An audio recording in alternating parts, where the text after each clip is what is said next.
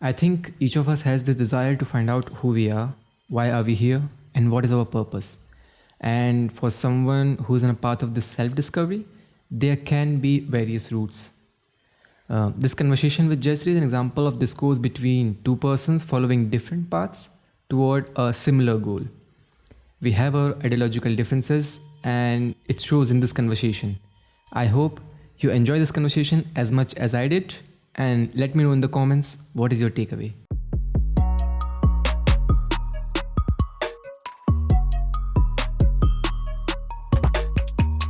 Hello, everyone. Today I have with me Jaishree. And Jaishree, why don't you introduce yourself to our audience, who you are, and what do you do? Sure. Thank you, Ankit. I'm honored to be here. So, my name is Jaishree Dow-Spielman. I'm a spiritual educator and a mystic healer. I'm an author and a homeschooling mom. And I created the Soul Culture Yoga School. It's a certification school as well as Soul Mapping Matrix. Awesome. So, can I ask for the story behind your name? Because I think this is not a very common name, especially in the West. So, can Yeah. you tell us about that? Yeah, of course. So I was born with the name Deborah, which is a beautiful name. Still love that name. Uh, but when I became a yogi, a devotee in my lineage, my Guru Dev gave me this name Jaishree, Devi Dasi. So it means I'm the servant of the goddess. And actually, my name is very popular. It's very popular in our lineage. Actually, I always wonder, why he gave so many women this name Jayashree, but it's a very sweet name, and I think it also suits me. So, That's awesome. And can I ask, like, if I can, who was your guru and how did you find about him? of course, my beloved Guru Dev is Srila Bhaktivedanta Narayan Goswami Maharaj. He's what you would call a Mahabhagavat. He was a very sacred, powerful soul. He left the planet in 2010. He turned 100 actually this past year. So it was like, hundreds of thousands of people celebrating him all over the world. And he comes from the Gaudiya Vaishnav lineage. So it's the sacred lineage, it's Krishna, Radha and Krishna specifically, and follows the Vedas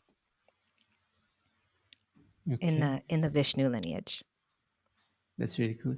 And how did you find about, like, where? How did you discover him? Yeah. So, well, I was an actor my whole life until I was 30, which was great. I loved moving my energy and studying, Shakespeare and music and all that. And, but I always studied yoga. I did study yoga since I was in classical conservatory. And when I decided to completely, move through that dark night of the soul portal that we all go through at some point, hopefully, Yeah. um, I became a yoga teacher because I kept hearing like yoga saves me, yoga saves me. And so I actually became a yoga teacher and I was studying in the sutras and I was studying the health sciences of Ayurveda. I was studying all the asanas, the poses, even some of the personalities and mantras, but I still didn't know that much. And the reason I know, well, I don't know anything now still, but the reason I know is because my acupuncturist, one day he said to me, I had been working with him for about a year and a half, and he said, Deborah, I said, yeah. He goes, so you're doing great. You're teaching yoga nonstop. I was like, yeah. He said, you're a vegetarian. I was like, yeah, I went vegan back, so whenever. And he's like, and you're leading some kirtan, these call and response chanting. And I said, yeah. So he said, well, do you want to go deeper? And I'm like, yes, of course. Right? Like, yeah, bring it. He said, okay, so, come to this sacred circle we're having. We're reading this book. It's called the Jaiva Dharma. It's by a saint. His name is Srila Bhaktivinoda Thakur. He was here like 100 and some years ago. Anyway, it's really a cool book. And we'll just chant some Hare Krishna Maha Mantra and we'll eat and we'll read this book. I said, okay. So I showed up and I opened the book of this Jaiva Dharma, and I saw a picture of my Gurudev. And I had never heard the word guru, or like, I didn't know, I didn't have in this life any recollection of that, but somehow I knew, oh, that's my guru. And I never heard of that lineage and hadn't. So I just started reading the Sanskrit, and everything was coming very easily. And that was my guru, and he is mine. And that's how it happened. And what does this word guru mean to you? Hmm. So in Sanskrit, guru literally, right, is gu and ru. So from dark to light, right? So it means that person who takes us out of the darkness of our ignorance and brings us into the light of wisdom.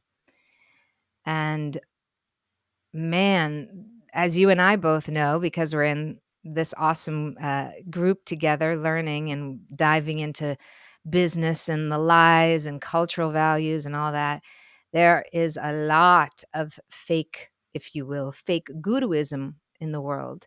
And it's very, very rare, in my understanding, to truly understand true guru.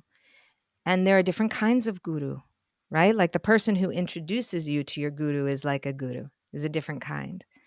But um, for me, it is that person who brought me from complete ignorance and then continues, never fails.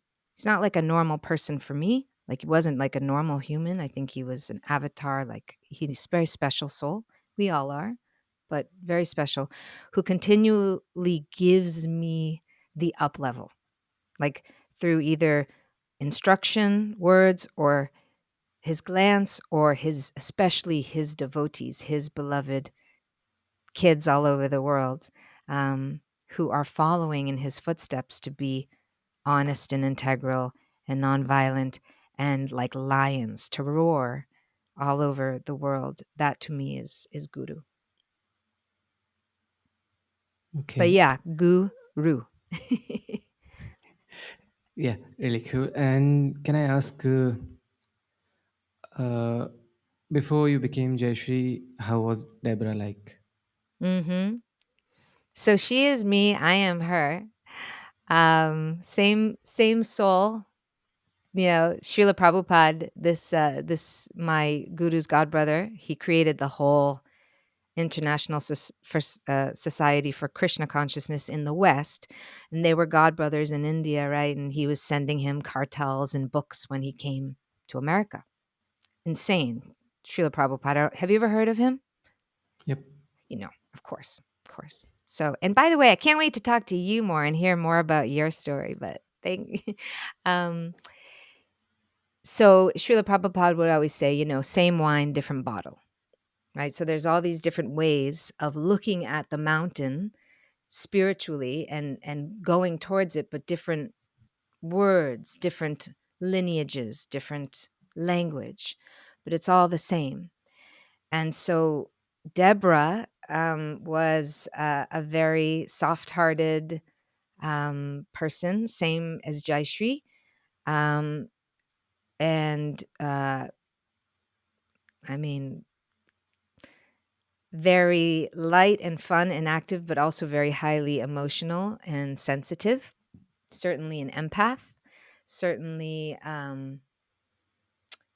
needed to learn shielding. Needed to learn how to be strong. And I think that as an actor and as a creator, I was still a spiritual seeker for sure.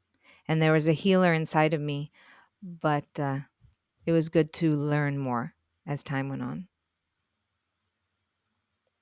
And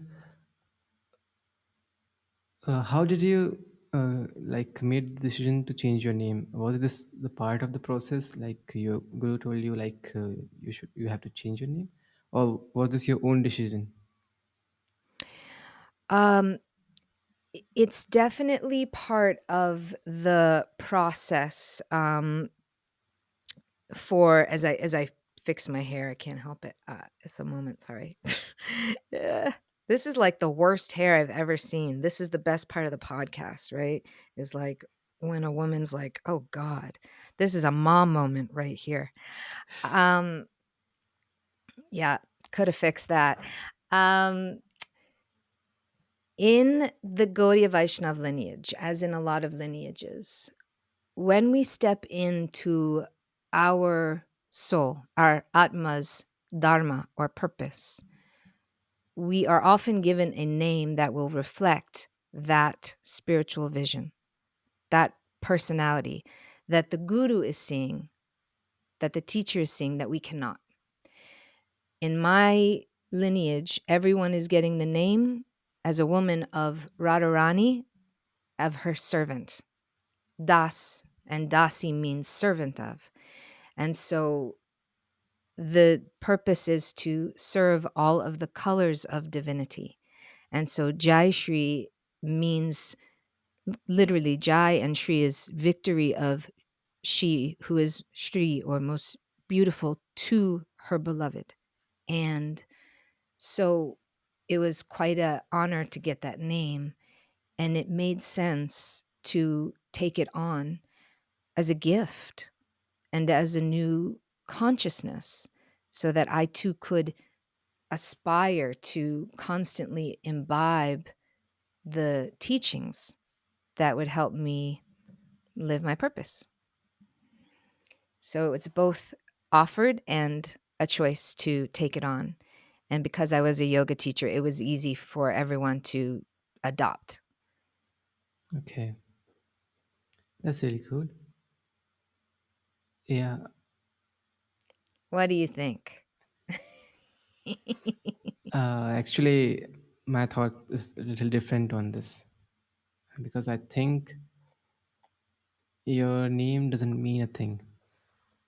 Hmm. Like it's like a label given to you by either your parents or some authority just to identify or call you out. Just the syllables arranged together Mhm. to like identify you Mm. or give a label to this mess of like organic creature we are. Yeah, for Yep, this body of blood, stool, pus.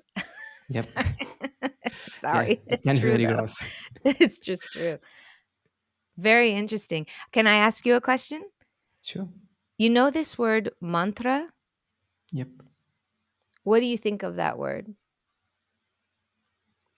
To be honest, it doesn't mean anything to me unless I have found some meaning, like what does it represent or what does Mhm. it literally mean.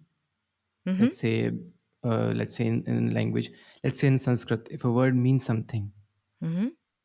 then I think the mantras are mostly used as a chant, like they are repeated again and again. Mhm. So I don't find any use in why. What does a repetition do? Mhm. And I love hearing your sharing. It's such an interesting conversation. So mantra, man is mine, right? And tra, it means actually to free the mind. So a mantra is exactly what you say, a seed, bij in Sanskrit, a seed syllable that awakens some kind of memory or samskar. This word samskar means the impressions we have from past lives. So, kind of the 101 thing that shifted for me in yoga was realizing, because I grew up Jewish and I love my family, so sweet, so humble, down to earth, hardworking, but not so much, and I'm going to pull this a little, not so much understanding of the deeper mystical texts per se, right? Which I'm really into because intellectually I'm hungry for that. And I wanted to know who I was. I think the process of self discovery is probably right. We're all doing it. And whatever our dharma or purpose in the world. So, mantra, actually, the point of the repeating is to clear the monkey mess of our mind, right? And knowing that there are not only more lifetimes that me as a soul have lived, but that there might be even more universes, that there might be other planets or lokas, right, in Sanskrit. So all of these seed syllables have power. They have Shakti. And Shakti is specifically the power of the feminine essence. And then there's also male essence, obviously, right? There's some duality, right? We can accept. So I agree with you. If a word does not have power because it is not understood at its seed core meaning, the root, then it is just noise. But a mantra can be very powerful because it will remind us and clear our subtle energy field, all the muck that's like covering us energetically, to remember who we actually are and go higher and hopefully be happier. I'm quite confused. Like, let's say if you're meditating and just repeating mantra, I don't think it may be a case with me, but I don't think I need the mantra because for me, the meditation is like analyzing a thought, like going to the root of it, like where is it coming from, what's the Mhm, reason, and that's why I pretty much go through all the scientific route. I can pinpoint, okay, so this is the location where the thought is coming from. mhm, And due to this reason, like evolution in psychology, it has been embedded into my DNA to think about this object and feel in this way when I see it or when I think about it. So I can understand and go to that. So I don't need the like this existence of this mantra or the tool. For me, like pushing aside a thought and just repeating a mantra is like putting a cover on like all the rubbishes, not clearing it out, and mhm. just repeating the mantra. For me, it's more important to address the thoughts as they come, and then after then when the noise clears out, however long it might take, Mhm. when the noise clears out, then analyze what there is to look for. I love it, and you just described my entire life's purpose, which is called soul mapping. Literally. I mean, it's so fun. I love that you share that. I agree.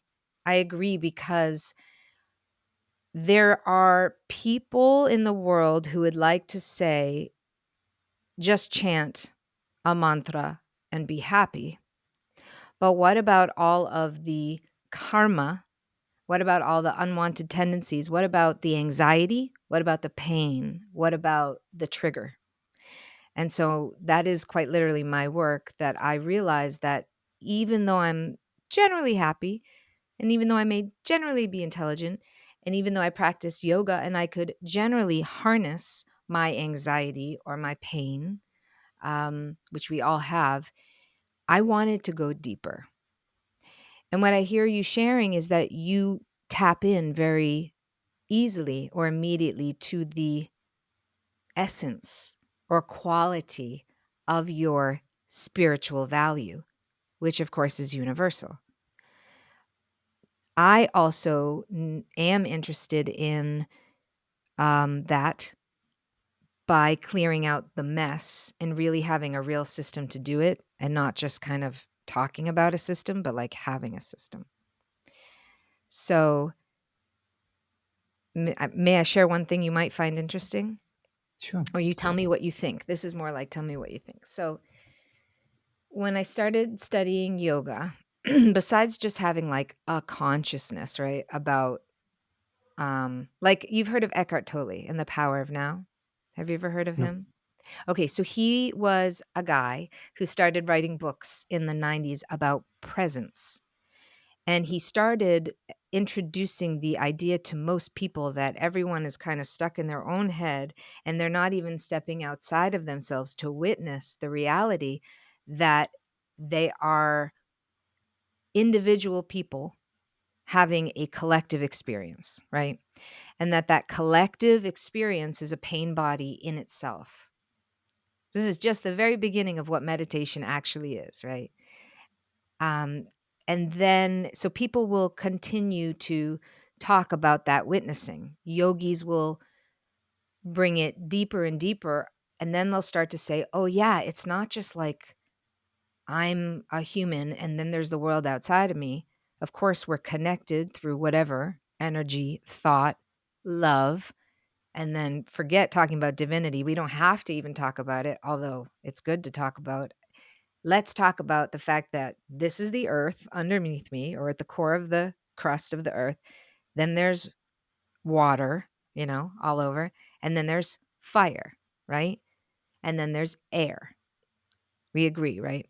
Okay. Mm-hmm. Then there's the ether, right? The space. This is what you and I are talking on. We're so lucky that we can have the internet. This is what radio waves are in. This is what just pure science of energy. So, what's after that? I want to ask you, but I won't. There's the mind. This is just according to Veda. This is like, right. So the mind is like the monkey mind. I like this. I don't like this. I want this. I don't like this. So that's just your mind. Like, I like, monkeys, right? Monkey mind. Then there's intelligence. So you're going deeper. You're going into the psychic level now.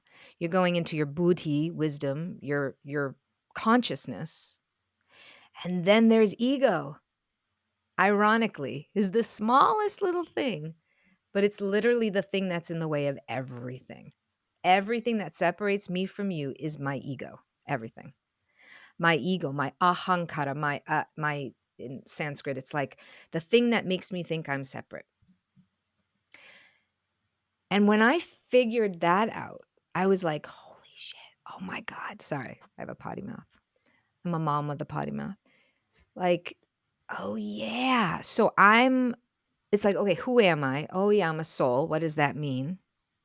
Which actually is like, I'm eternal, I'm consciousness, I'm blissful, I'm all that, but I have all this karma, I have all this baggage.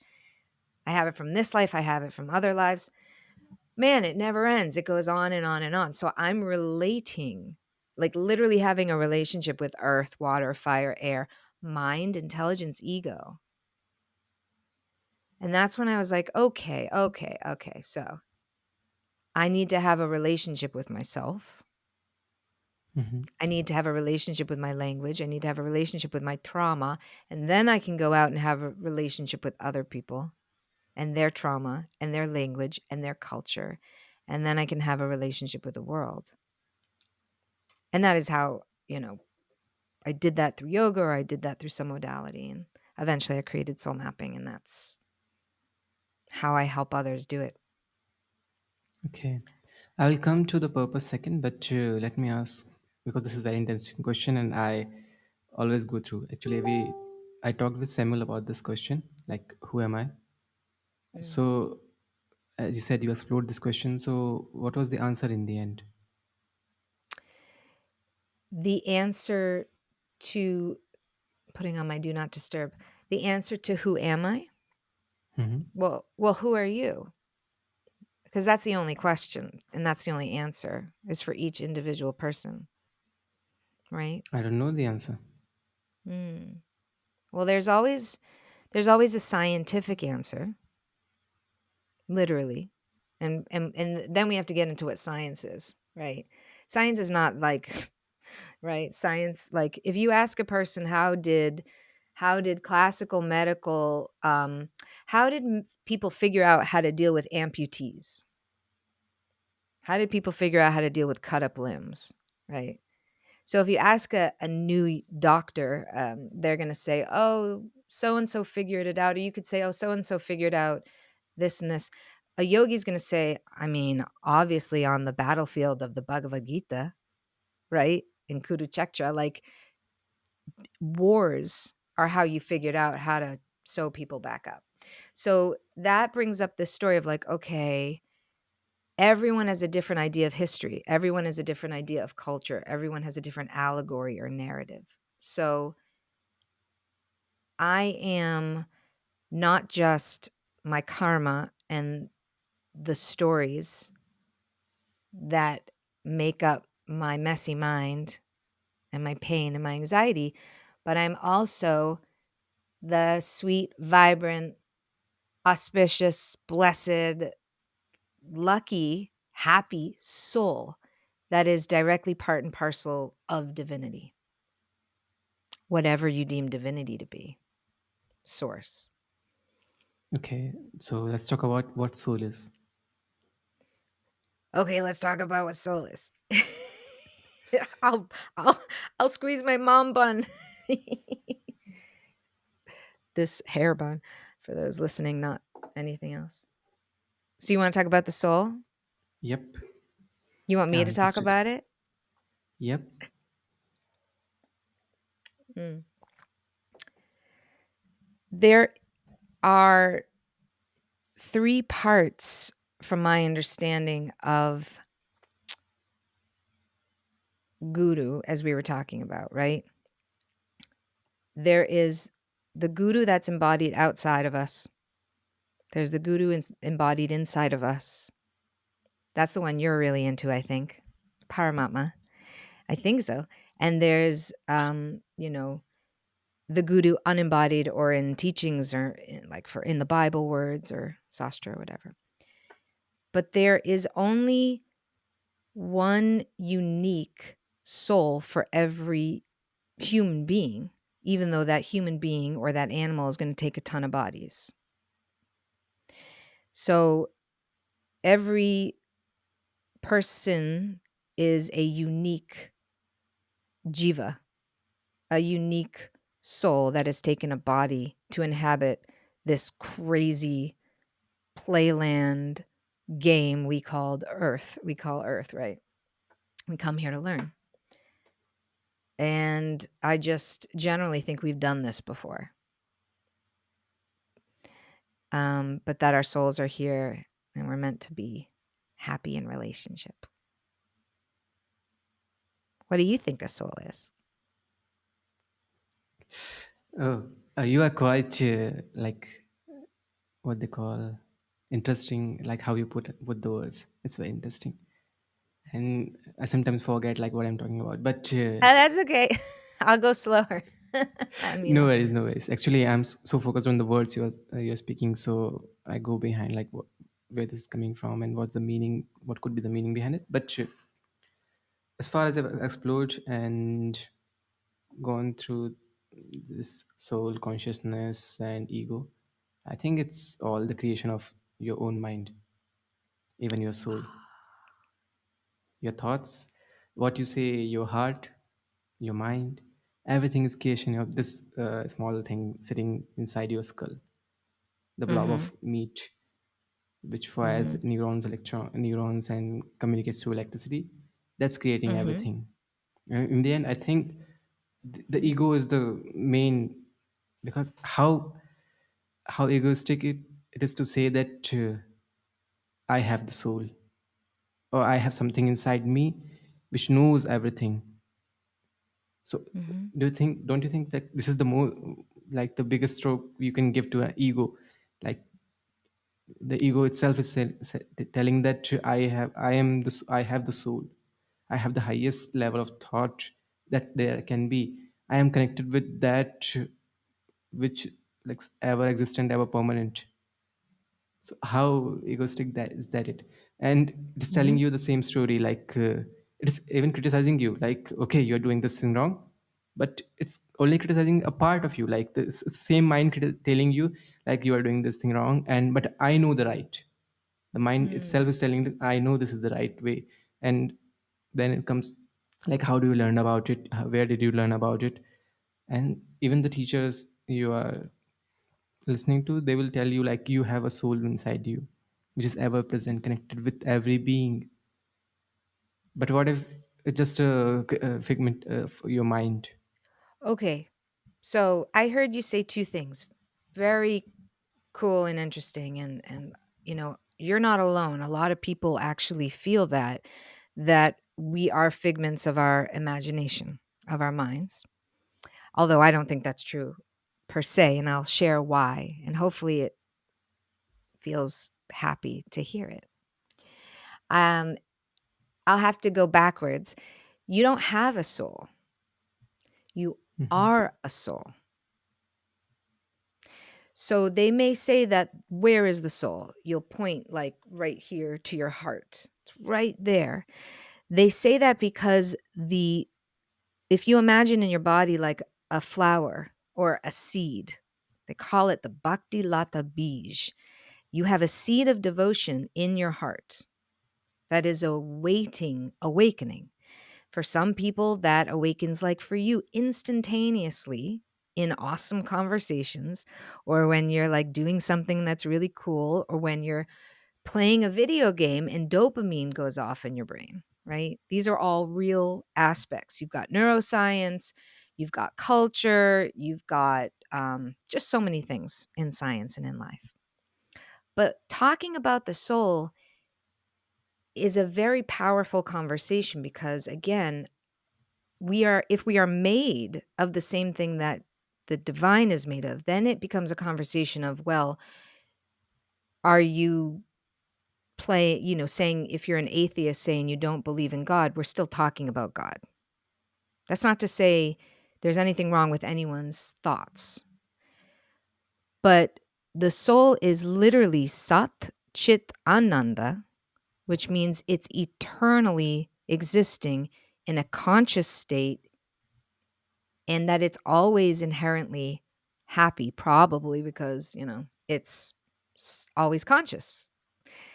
And if we are that soul, then how possible for us to be miserable, right? Why are we?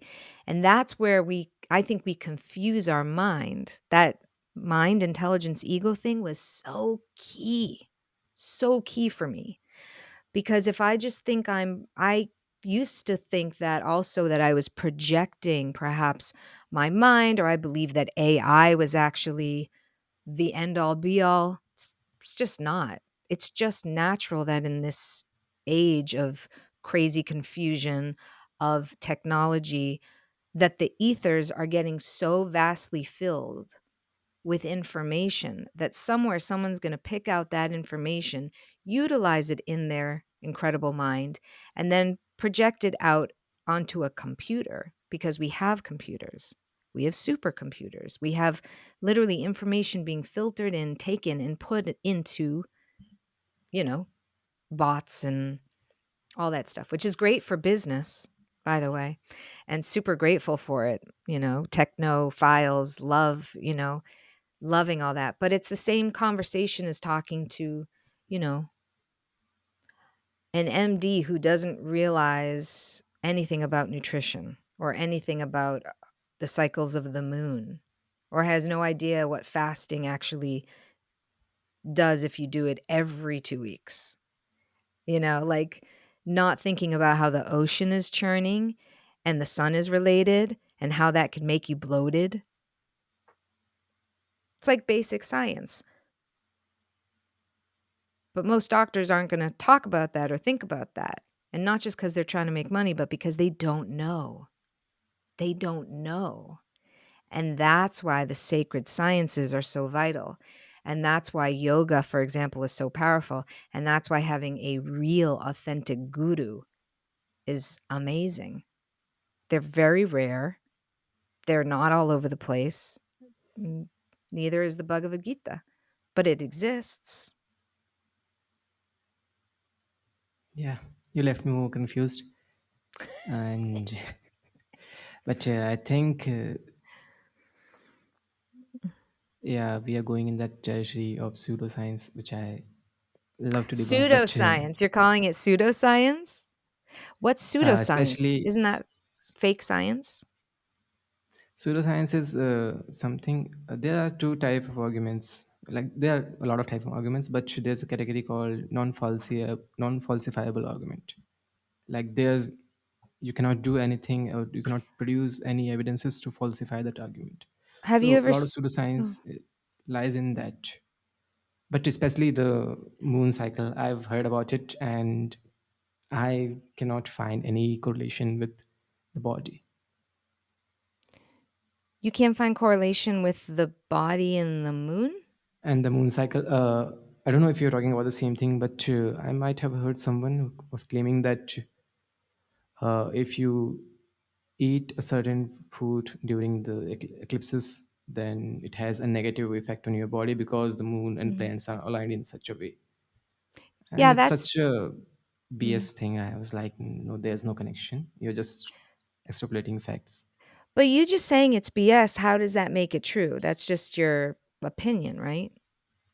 And No, you've that's not my opinion. I think if you're claiming to something to be scientific, like this works on every human being or every human, then Mhm. it has to go through the scientific process of criticism and evolution and peer research, and it has to Yes. be falsifiable. There should be Yes. an case, because in the science we start with this assumption, like whatever assumption we are making, we're going to try Mhm. to find every evidence we can to negate this, or just to find like this doesn't work. And if you find out there Mhm. exists no argument, then it's held as okay, now this is a theory, because we tried Mhm. to disprove it and we couldn't find any argument or any evidences. So where are we not agreeing on what science is? Are you saying Veda is not science? Are you saying Ayurveda is not science? Are you saying the Ashtanga limb process of yoga is not science? Are you saying that, or are you just saying that God isn't real and that that's science or not?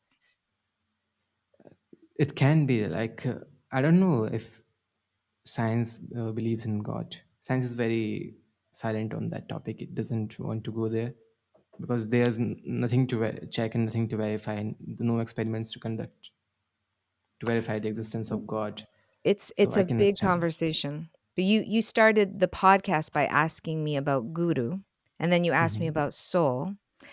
And although I teach a very, I teach a systematic approach to dealing with mental trauma by understanding how to speak in the language of someone's soul, and that brings in all of the important factors that we've been talking about a little bit.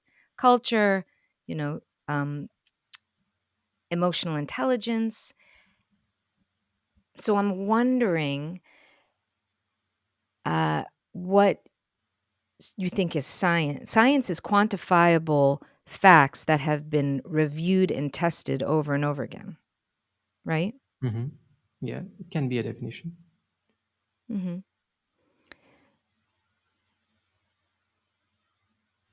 Yeah. And you shared that you like, so when I was experiencing you talking about that you're happy tapping in, um, well, what I heard you say is that the mind projects the universes and that would kind of make you God. No, no, I'm Is not kind saying that. okay. Actually, I But think that I think the God is the creation of us humans. Some might call it the other way around, but I think God is created by us. so you think And of God as like a character. God as a definition, as a concept, is created by humans. Like there's Mhm. something called God, Mhm. and every religion, everyone like has some differences on what the definition is. Yes, totally. But in the end it's a man-made concept, because you can see like there's a very interesting literary thing happening here. Like I think I don't know which religion says that, like we are created in the image of god, but it's Mhm. quite opposite. We have created the god in our image. Mm. Yeah, it's interesting one. Mhm. And I think yeah, that's my thing. And I think when you go through the science, you get the tools to throw a lot of stuff out. And as you said, Yeah, like when I go through meditation, why I discard the mantra, because I didn't find any use. So interesting. I think in every approach, in like in my everyday approach, I have, since I have studied science and I've gone through that practice, I have developed this ability to question everything. What's the Yeah. usefulness of this? So Yeah. that's why it makes me question everything which is comes with some certain baggage. Like throw the story out and get to the meat. So it sounds a lot like, so what Sun is doing, we're in this group together, right? With Hmm. Sunyi, who I love. He's doing a very similar thing to what a lot of people do. It's what I've been doing for many, many years. He is taking the lie, or what I would call the lie, or the program, or the negative programming, which is a mantra in itself that has embedded itself somewhere in your neural pathway system. It either comes from a trauma, or it comes from an experience, or it comes from a person. And then he's talking about getting very clear on that one lie through storytelling, right? And it's a very helpful tool, isn't it? It's amazing. I don't So think in there's so only one oh, lie. I you think think there's there are only one lies. lie. Oh, I like that. I What don't is it? think there's only a single lie. Oh, What's the I definition don't of know. a lie for you? What do you So determine for as a me, the lie? definition of a oh, go ahead. No, I just clarifying my Yeah. question. So for me, the definition of a lie is whatever story, word, or trauma is creating fear and thus getting in the way of doing the thing that I need or want to do. That will make me feel whatever, powerful, happy. That's the Okay. definition of a lie. It's a story. It's a mantra in And itself. what's the definition of truth? Is it just opposite of that or something else? Truth is a mix of science and narrative. Truth is whatever well truth happens all the time, just like lies happen all the time. So there's a difference between the word truth and the word dharma or purpose. What your truth is in a moment may make you shake or may make you angry or may make you laugh because it's an emotion, it's a feeling, whatever the truth is. A lie has a lot of power. A lie has embedded itself in your brain, right? And perhaps in your tissues. And so there are all these tools like yoga or Ayurveda or soul mapping or therapeutics and modalities to help us uncover the lie and then heal it. Like a boil that you said that has a bunch of juice in it that's toxic. We have to lance it, clean it out, and then hopefully fill it with something or help it heal. That's my What feeling if on. I think in my boil, or as you were saying it, they are not lies. They are facts. Like this is the way things are. Like you have given this body, and there are certain programming that comes with the body, and that's the way things are. It's not a lie. If I Mhm, say that this is not the way things is or things are, then it might be a lie. But like when I go through these thoughts, they are straight facts. Like this is the way this is the way this is, and your genes are making you think these are the hormones at the play here. mhm, And someone, like every dynamic can be based on a fact, so they are not lies. And I'm asking, like, if these are mhm, not lies, these are the facts, and you just okay accept them. Okay, these are the facts, and mhm, if I can do something about it, I will do it. I will try to navigate through that. If I cannot, then I just have to ignore. mhm, There are a lot of things we each ignore, a lot of truths we ignore, mhm, because there's nothing we can do, or we choose not to do anything about it. mhm. So I So love where the lies come in? mhm. Yeah, it's great questions. Great questions you're asking. I also believe in genetics, epigenetics, chemistry, hormones. So, all those scientific medicine facts that we're talking about for the human body and for the brain, they're all based in the body, though, still, right? I also believe in energy.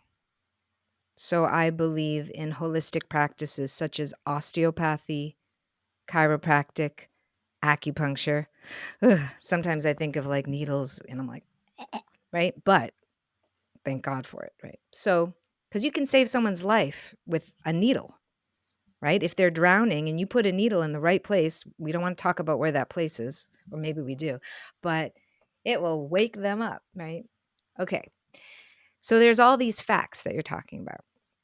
And I'm a lot more like you, actually, Ankit. I'm kind of like black and white often. I'm have a lot of fire energy in me and war energy, actually.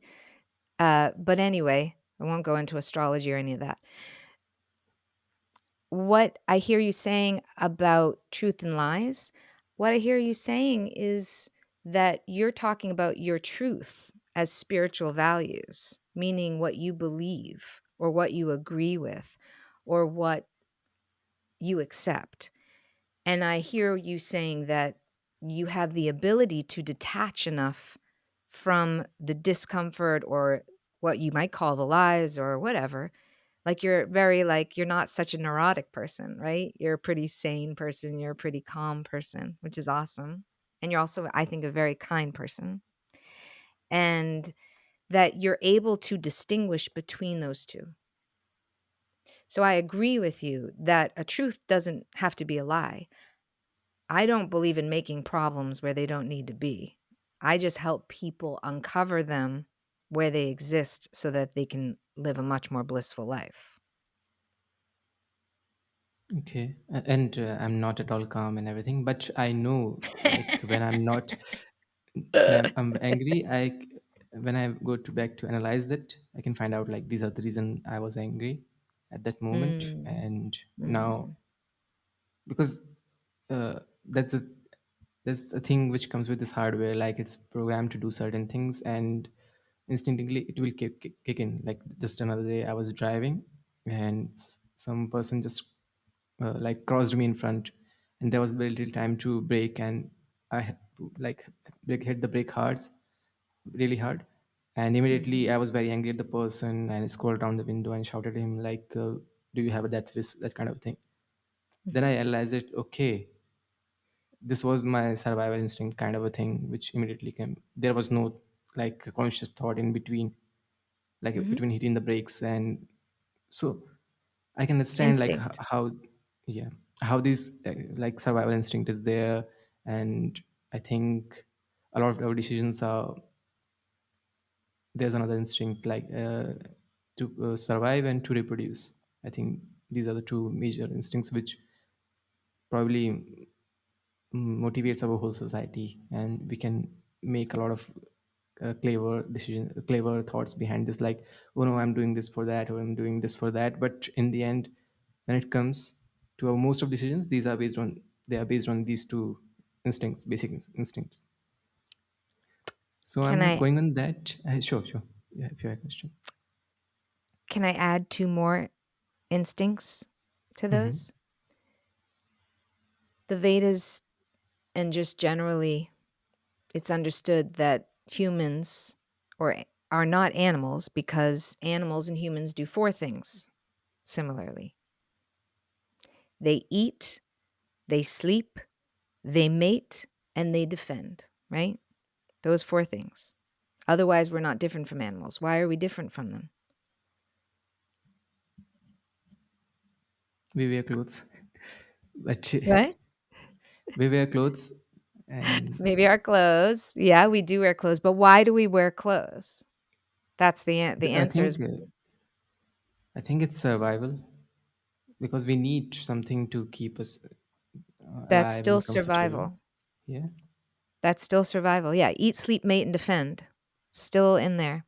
It's consciousness. It's being spiritual. It's like we can it's not that animals are not spiritual. Who are we to say that, right? I'm sure they are, right? They can sing and I don't know, connect to each other however they want, but they don't have the consciousness for language the same way humans do. I think one major thing which separates us from animals is the language and all that thing, but is that uh, we know that we are, in the sense we are aware about our existence, Mhm. and apart from like defending itself and that, but we think about our existence. When you are alone, we just thinking, you go to that place like who am I? And there's something which inside you that questions, like, I know there's a mind which is dictating my everyday thing, but in the end something which remains is like the questionnaire question, the person who is asking, or the thing which is asking, like, who am I? And it can be your brain, a higher level of, or a lower level of your consciousness. You're just like just feeling lonely and wants to ask, like, what this body is made of, and question everything. Like, I think we are basically, we all are scientific in one way or another. Even a child has this question, like, who am I? What is this? What is Mhm. this? What is this? So Mhm. curiosity. So it's all inside us, but in the end, the ultimate curiosity is like, okay, I now know that everything around me has some reason. There's a system. The universe, 13.8 billion years ago, we figured out we are made of stardust. Then it pops up, but why? The question of, but why? But why? And why now? And why Mhm. now? And why me? Then it Mhm. comes to, like, who, like, Who are you? who's asking this question, who am I? And If you're asking, then the it's your inquiry begins. Then there's this inquiry of discovering who am I. And then you will begin on, like, okay, I'm not this person who's just sitting here. I'm not, Mhm. uh let's say it's art was like, I'm not an Indian. I'm Mhm. not a son. I'm not a Right? father. I'm not, Right? I'm not this body. I'm You're not. not this body. Oh, we agree on that. Okay. We Yeah, started in with the end. that. We are not this body. Nah, we were getting somewhere for real. Yeah, Go then ahead. I think in the end it comes to, like, who's talking in my head, this Mhm. voice. So Mhm. is it this the mind having its own voice? So Mhm. the thing which is asking question, am I this mind? Am I the mind itself, the network of neurons? Is it, uh, am I that or Are not? you?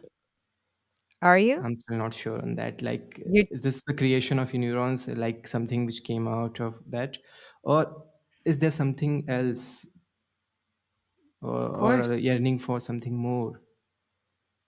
Of course. And that's where the inquiry comes in. Like, I'm not happy with the answers which anyone gives me. Okay. Well, I'm going to repeat things I said that you only because we must sometimes. You know you're not your body. You're asking if you're your mind.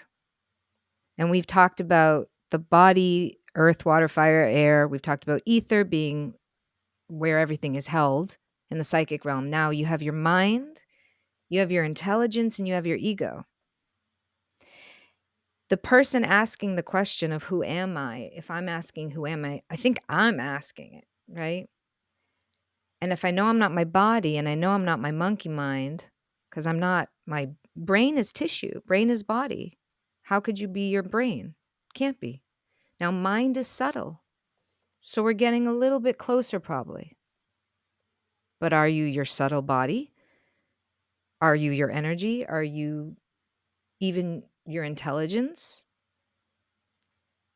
And according to some, we're definitely not our ego, because our ego is a lot about the thoughts that end up keeping us from being brave or doing the thing we need to do. So then, what's after that? What is the substance of your soul? What is a soul?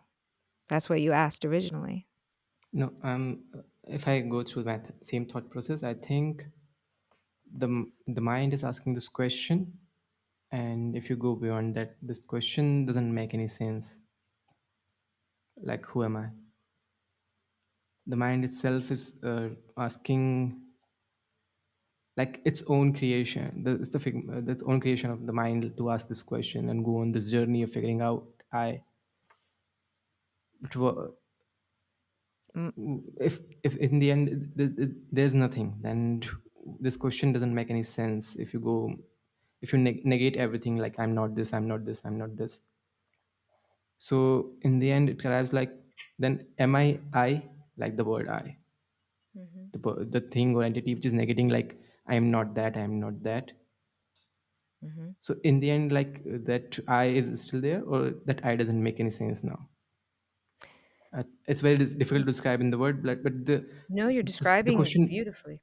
the question itself doesn't make sense. Like if you are negating everything, like I'm not this body, I'm not this mind, I'm not this blob of We're creation, not I'm not we're the. not negating everything. We're just talking about what we're not. And there are certain schools of thought that are very strong in saying that this world is just a big joke, like a cosmic joke, and that there is nothingness. There are words for that. Let's just say that's group A. Yeah, Everything's a I cosmic agree joke. with that. Yeah, because in the end, it doesn't make any sense. Like this question itself is like it's self-destructing, destructing question. You in the end, the question itself doesn't matter. The language itself doesn't matter But because why does it just you not are, matter? because the thing or whatever it might be, which is saying like I'm not this, I'm not that, I'm not that. Just Mhm. having the conversation with self, like I'm not that. Now let me find out who am I. So the question itself is answer, like if you're not Mhm. anything else, if you're Mhm. not anything else, then maybe I'm not anything, or maybe I'm everything. The question is, who are we? And that question is the first question we ask, and it's the question we come back to.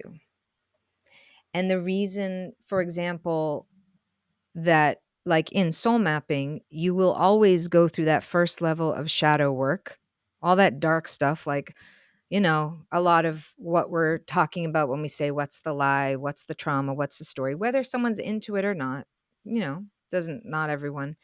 The funniest thing to me was by the way, when I moved to New York, I bought this house after living many years, and I came to support an ashram. We have our own house and my daughter and businesses or whatever. When we got there, this amazing friend of mine, he goes, "Don't soul map me. Don't soul map me." And I was like, who does that? Like, who, who, like you don't go in on someone and just like get into their triggers. At least I don't, because I want to be in a healing modality. And then what we're doing is a lot of intellectual debate, which is fun and fine too. But the core of what we're doing is talking about who are we, right? So after all that shadow work or whatever, as you would say, kind of the negating, well, I'm not my body, I'm not my mind, I'm not my ego.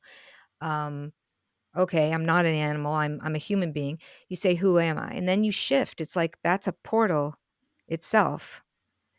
Um, and in that portal, you go to the other side and you realize, okay, there's something there's something missing. There's something I want. There's something I want to connect to, whatever that core desire is. Like all that radical honesty leads to something. It leads to like, what's the spiritual blueprint of my life? What is the point? And I make choices from there. And then you fill it in with your tools, you fill in whatever you want, you connect to your team, you make it a ritual. That's the point of mantra. The mantra is just a tool to connect me to something higher. It's like my name was given to me so that I could stay in a consciousness to go higher. And then once I've done that and I'm finally like where you were describing of being a little bit you were describing, like at night you use the tool of like thinking about what was happening in the day that made you angry. And I was just saying that like every time I take a shower, my mind, I do a brain dump. Then I'm in that higher realm. We call it the third realm. You can call it whatever you want. Radiating, attracting, doing well, success, whatever it is. You know what the only thing guaranteed is? I'm going to fall back down. That after I even find my purpose and can serve that and have some success, I am going to have a dark night again. And I'm going to ask the question again, who am I? So, who am I is the ultimate question. And from there is where we begin. It doesn't end there, it's where it begins. Yeah, I am, and just yeah, there's it can be very simple and it can be very confusing. There's the dichotomy of this thing. Like it can be sometimes very simple as like, why didn't I thought of that? It's as simple as that, but it can be very complicated, and it all depends how you perceive it. And I think, and it might offend me and offend a lot of people, maybe including you, like everything, like soul and mind and everything, it's just a creation of our own mind. Just But where wants does to, because the soul and the, it doesn't matter in the end. Like, why do you need soul? well, What's the you need are of soul? soul. The literal substance of who you are is soul. Obviously, you could say And you're a how do we know? body. How do we know that? We Like, know that there's, because of in the end, there's. I'm just asking my question. Like, yeah. how do we know that? Like, in the end, there's a soul, at the core. Well, here's an example. You know how a lot of folks in business, they'll say, "I made all this money. I had children. I had some success.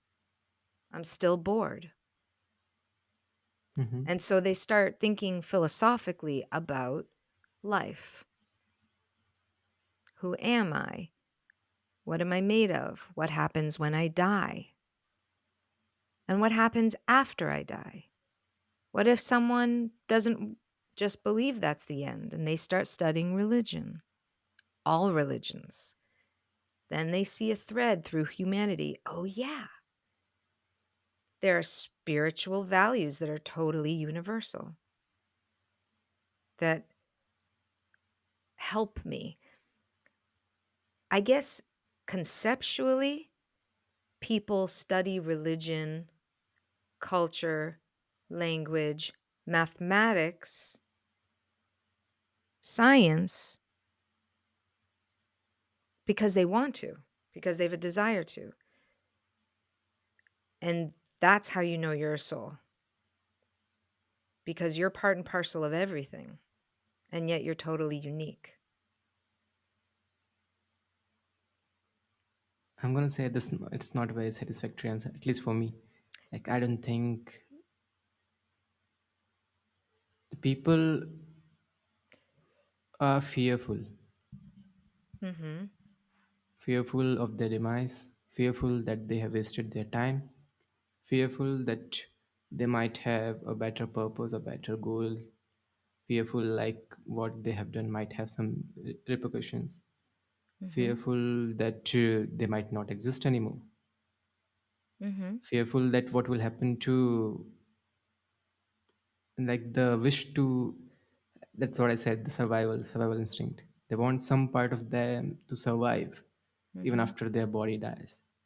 So maybe they Mm-hmm. have created a part that make they may call, like, okay, this part survives and it goes on and takes another form. Mm-hmm. Maybe everything came out of that fear. Maybe that we have, the people who are fearful, they were just trying to ask for the answers, and some other smart people, okay, let me tell you a story. This is what happens to you after you die, because there's no way to verify that. How can you verify? But you asked about, yes, that's beautiful. And people are made of fear. There's no question. But people are also made of desire.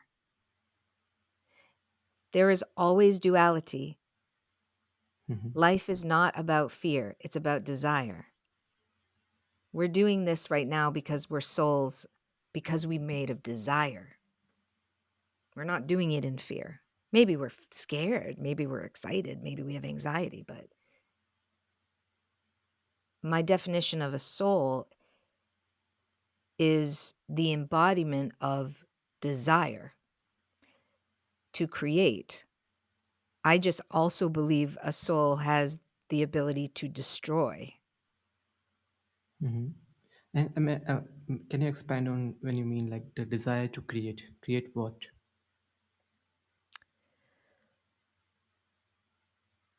I love this thing. You know how you said God was a construct, right?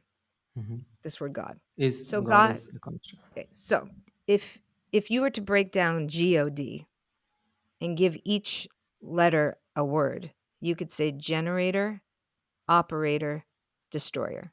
You ever heard that one? Mhm. Right? It's very common WhatsApp forward. It goes all Totally. around my family groups. Yeah. Totally. So generator means creation, It means just creation. You create babies, you create businesses, you create web designs, you create games, you create brands, right? And you create relationships. Everything is always threaded through relationship. You can also destroy all those things. You can destroy them in a second. Anger destroys things. I've got plenty of it. I know too, you know? And then you can maintain it, which is like, I don't know, you could call it peace, like whatever we want to call it. So we're made of desire. We're made of wanting to create, and we are also made of the ability to destroy.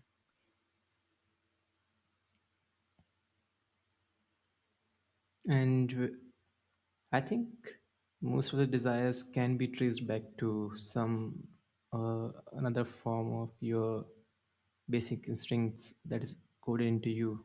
Like the nature wants only one thing: survival of, like, continuation of your DNA, or DNA itself wants its own survival.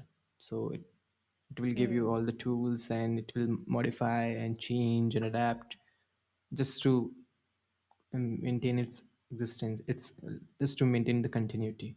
And I think it's the nature of nature. It's quite complicated. Nature of the nature to stay and survive and reproduce and hmm. create. I think it's the nature of nature to create. I agree. I And agree.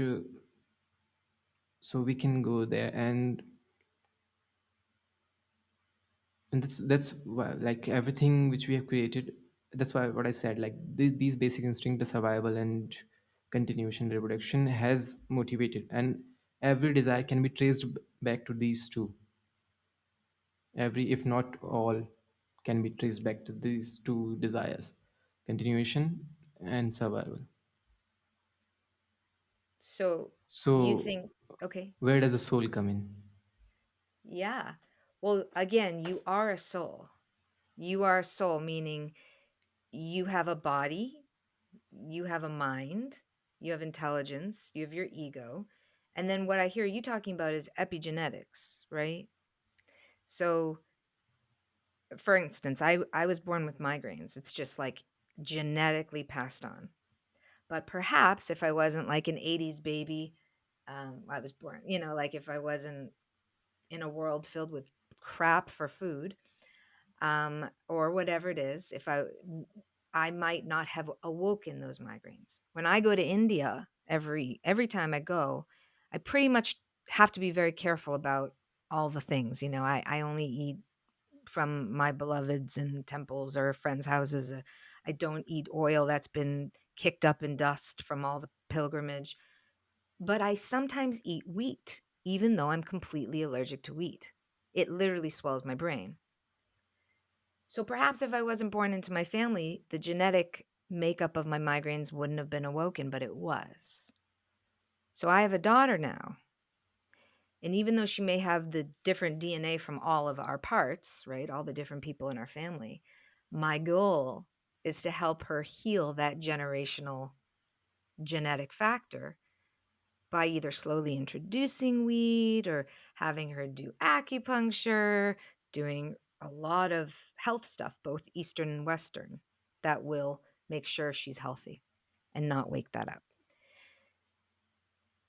That we agree on, right? Genetics and Yeah, epigenetics. but I So the mean, soul, you're yeah, still trying to find out about the soul, the but need you of are, having a soul, oh, the the need of soul. need. Well, I don't know what the need is for you. For me, I get bored. I get really bored, honestly. Not by you and not by this conversation. I am loving it. But intellectually, I needed more. I mean, you're really young, right? Aren't you like Yeah, how old are you? I'm 23. Yeah. Okay. So I'm just about twice your age, actually. But when I was 23, I had been traveling, to Israel. I was studying like the Zohar and all the ancient texts of Judaism. I was also going to conservatory. I was an actor, so acting means you're studying like psychology and objectives and all these things. I definitely didn't study business. God knows I probably would have done better earlier on, but that's okay. So, but I knew a lot about humanity and emotional intelligence and the body and stuff like that. I would love to talk about religion and I would love to get in these conversations.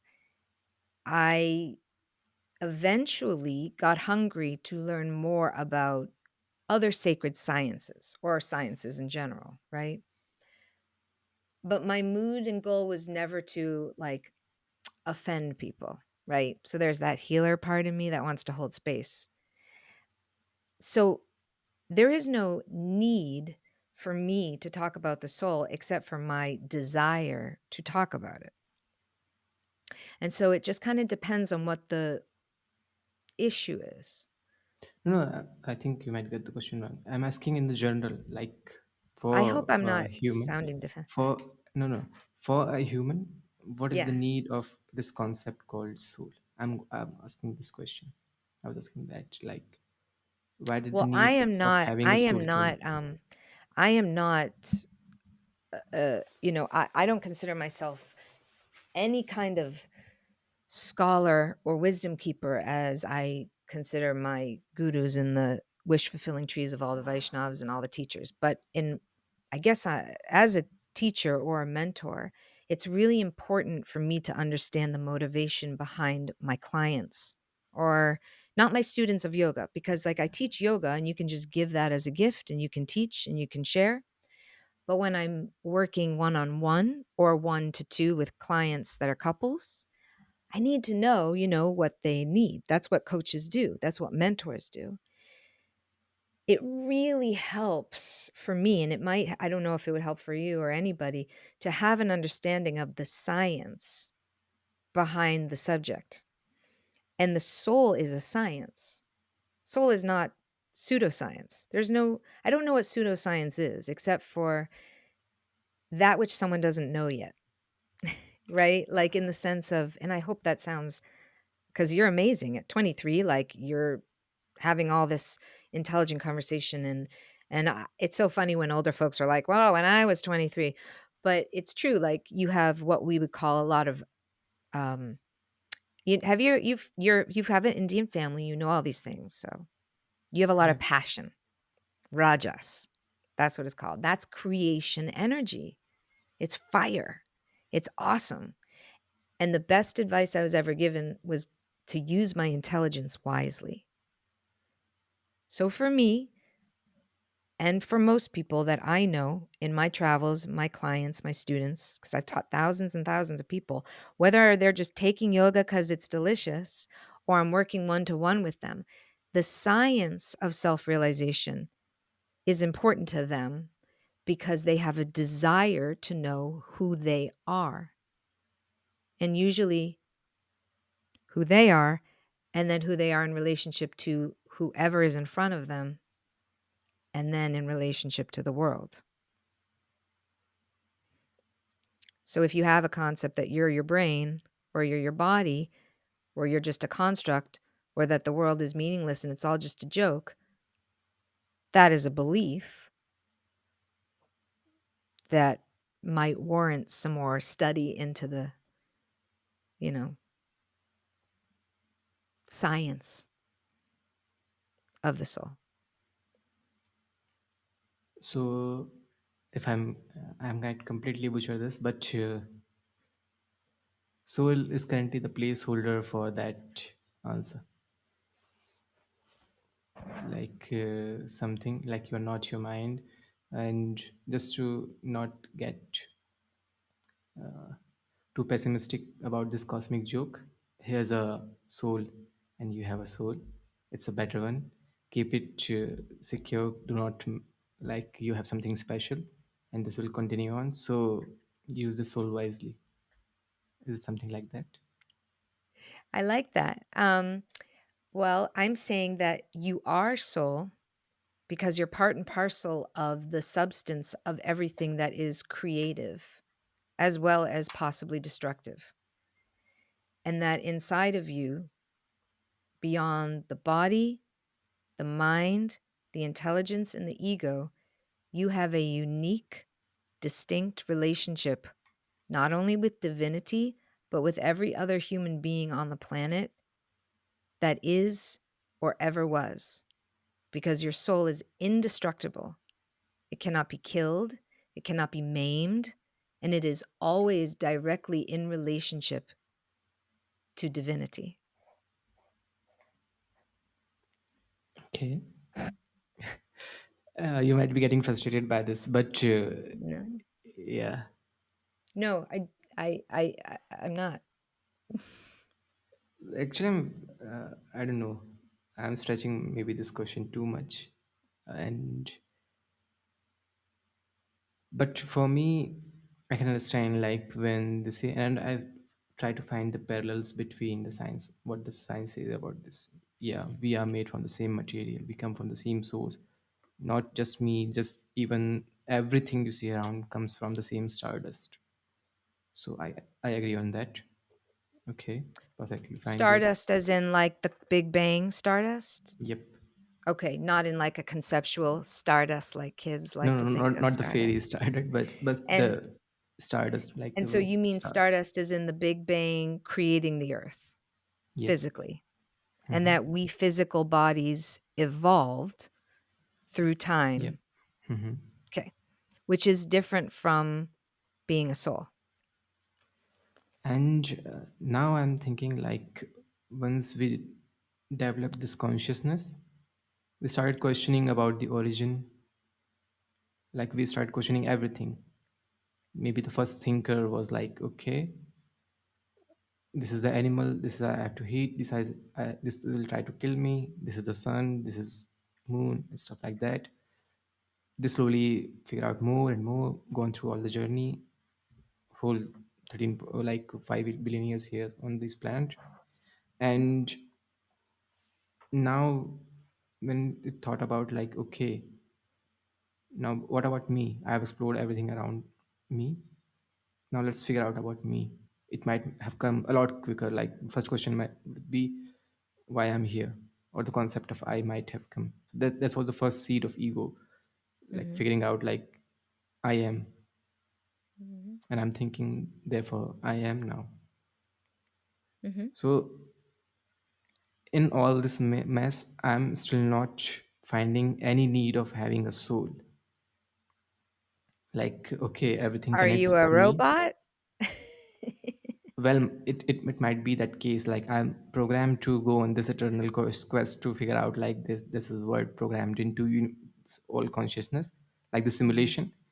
And everyone go around and look for this But achievement, that finding but the that soul. exists. Bots exist now.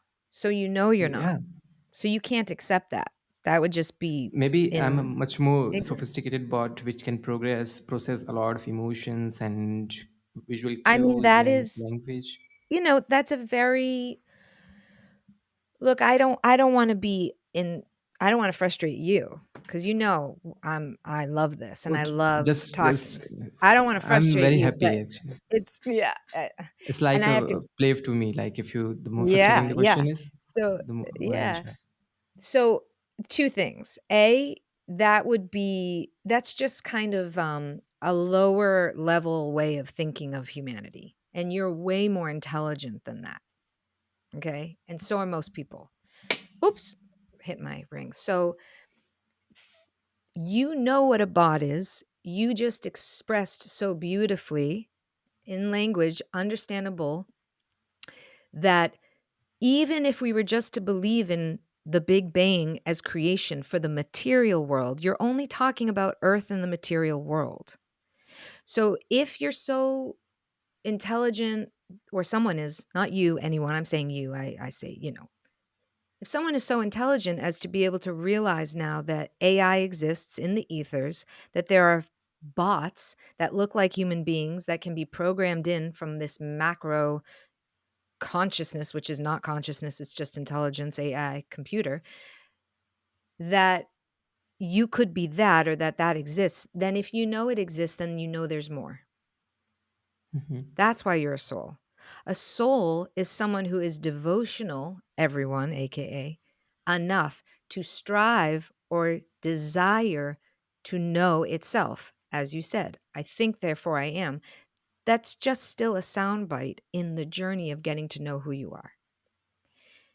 In this actual word soul, I wonder if the word itself is tripping, is a trip up. But what I find so helpful is to actually go into the science, which is in Veda. There's tons and tons of historical references that all interconnect New Age thinking to Veda, right? So it's like my thing is like, I don't want to be an a hole, although I am sometimes, I'm sure. I want to hold the sacredness of humanity, AKA our emotions, and match it to our intelligent vibrance, but not confuse myself with my intelligence because it's limited. Yeah. Yeah, back to like full circle back to that same question. And it's a very interesting question, like who am I? And I'm going to explore that question more actually. I could name some books you might like if you ever want I'm to. listening to this person, J Krishnamurti. I don't know if you heard about him. J. And Krishnamurti. I think yeah, so. The young guy? No. used to be Uh, young, but now no, I he's think he's not so dead. young.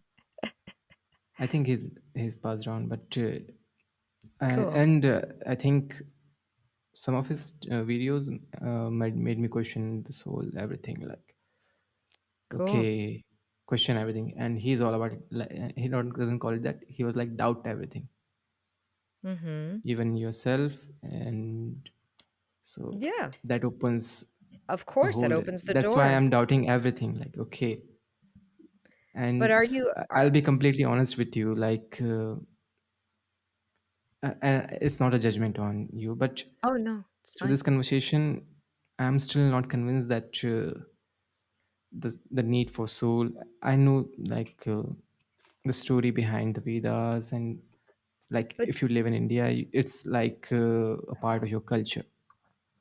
You hear all these right, but terms and you hear all these stories, and the way you mhm, see the religion being practiced here, mhm. it kind of makes you like throw it all away and start from scratch.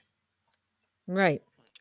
It's true. And and when I'm starting from the scratch, I don't need to have I haven't found a need to have a concept of something called a soul yet, something which can be So, similar to soul yet. are you saying this because okay, so my okay, so back to desire, right? Back to this Mhm. thing we agree on. So, you are Indian bodied, come from an Indian family, and many Indian folks are not religious for this reason, right? Because but the same thing happens in any religion, in any culture, where it's like there, and you are you are answering your own question. The reason you know you're a soul, which is a unique part and parcel of everything that is divine, good or bad, and hence ask, who am I? The reason you know that is because you don't vibe or agree with everything. So we always have to question everything. We always have to Mhm. doubt everything. That's what's called shadow work. It's a murky, dark place, but it is not everything. And this, by the way, what I'm saying right now is not only just because I believe it wisdom wise, but because that's what I teach and what I do. Because again, I don't want to be bored. I don't want to be, and I'm using that word with you specifically because ego is always what comes in and tells us that something is or is not true. That has nothing to do with whether it rocks your world or not, whether it's awesome, whether you're going to become a doctor because of it.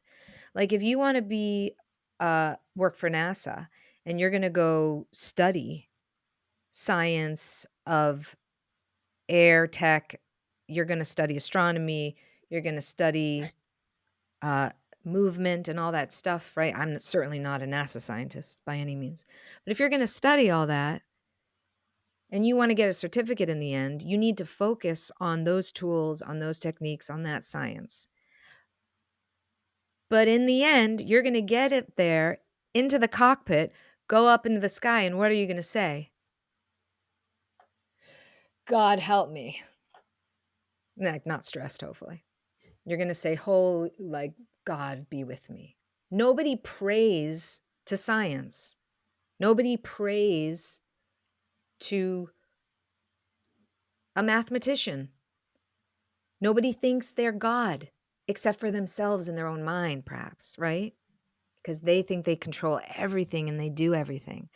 So I love that you're doubting and that you're having these questions. It's totally normal. I actually was wondering if you were asking me about the soul. Just it's just like interesting, right? And I'm that kind of person. But I do believe having a soul identification is the literal healing of the gap for many people. It's not for everyone at every point in time, though. But what we're doing right now, this discourse, this conversation, if you were paying me to be your coach, which in some ways it's like doing that, right? But for fun and for free and for a podcast. But like seriously, if you were doing this to me or we were doing it together, it's a co-creative process to figure out what the blocks are that are keeping you from being happy. I'm not saying you having this question around the word soul makes you unhappy or isn't helping you. I'm not saying that.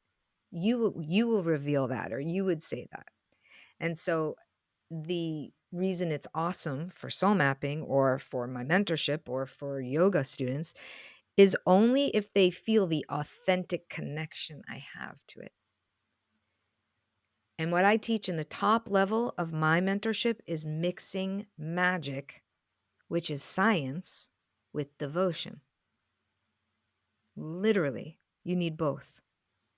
I need both, I should say. I need both because I already get science and I already get math. I'm not going to be that for a living per se. I'm not going to be an expert in it. What I want to be an expert in is being happy and also being out of pain. That's why I named soul mapping what it is, or you can call it whatever you want, but that has to do with the soul. It has to do with healing the gap between my ego and my love, my truth in regards to what makes me feel my divinity, my uniqueness, my zhuzh. Yeah, I think we can go on and on for We talking could. about this, but respecting our time.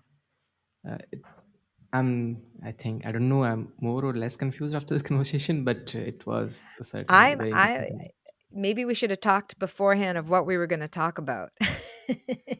But we Then didn't. it wouldn't be that interesting because pretty much enjoyed this conversation and all the horses are running inside my mind.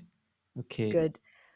We'll what we'll to we'll we'll do it again and there will be more to talk about. It was really wonderful getting to know you a bit. It's been wonderful experiencing you and I know you're doing amazing things with podcasting with a lot of folks and Yeah, you're yeah. I thanks. like your mix Please, of passion with kindness. awesome. And please let us know like where we can find you and how to reach out to you. Yeah. Everything I do for the past 20 years is on jaishreeyoga.com. So JAISHREE.com. That's where all my programs and courses are. And I just launched my new circle community a couple months ago.